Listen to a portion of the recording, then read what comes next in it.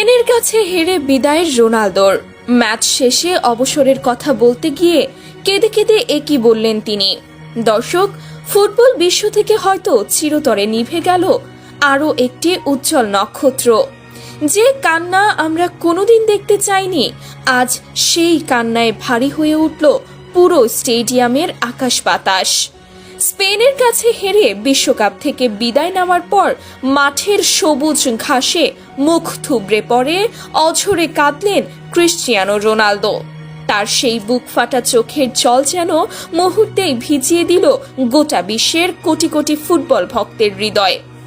শেষ মিনিটের চরম উত্তেজনা, স্নায়ু চাপ আর এক বুক কষ্ট নিয়ে এভাবেই কি তবে নিজের সোনালী ক্যারিয়ারের ইতি টানলেন CR7?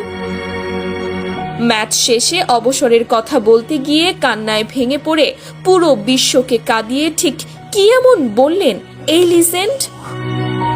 আর কেনই বা ফিলিস্তিনের মুসলিম মানুষেরা আজ রোনালদোর এই করুণ বিদায়ে সবচেয়ে বেশি কাঁদছে? এই সব অজানা আবেগ, পর্দার আড়ালের ঘটনা আর এক মহানায়কের বিদায়ের পেছনের গল্প জানতে ভিডিওটি না টেনে একেবারে শেষ পর্যন্ত দেখার অনুরোধ রইল। ম্যাচটি ছিল আক্ষরিক অর্থেই ফাইনালের আগে আরেক অঘোষিত ফাইনাল।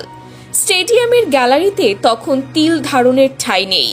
কোটি কোটি চোখের দৃষ্টি আটকে আছে মাঠের সবুজ গালিচায়, আর সবার কেন্দ্রবিন্দুতে সেই ৩৯ বছর বয়সী এক অদম্য যোদ্ধা ক্রিশ্চিয়ানো রোনালদো। কোয়ার্টার ফাইনালে ওঠার এই মরণপণ লড়াইয়ে স্পেনের বিপক্ষে মাঠে নেমেছিল পর্তুগাল। শুরু থেকেই দুই দল যেন একে অপরকে ছিঁড়ে খুঁড়ে খাওয়ার নেশায় মত্ত ছিল। পুরো মাঠ জুড়ে ছিল বল দখলের এক অবিশ্বাস্য লড়াই। ম্যাচের মাত্র ৬ষ্ঠ মিনিটেই হয়তো লিড পেয়ে যেত স্পেন। বল নিয়ে ডি বক্সের ভেতর মারাত্মকভাবে ঢুকে পড়েছিলেন মিকেল ওয়ারজাবাল। তার সামনে বাধা বলতে ছিলেন কেবল পর্তুগিজ গোলরক্ষক। কিন্তু বুক চিতিয়ে সেই আক্রমণ রুখে দিয়ে পর্তুগালকে খেলায় টিকিয়ে রাখে তাদের রক্ষণভাগ।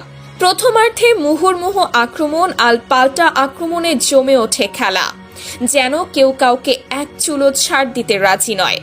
ম্যাচের বয়স যখন ৩৫ মিনিট, তখন পর্তুগালের ১১ নম্বর জার্সিধারী খেলোয়াড়ের পা থেকে আসা এক দুর্দান্ত ক্রস থেকে বক্সের ভেতর অবিশ্বাস্য এক বাইসাইকেল কিক নিয়েছিলেন রোনালদো।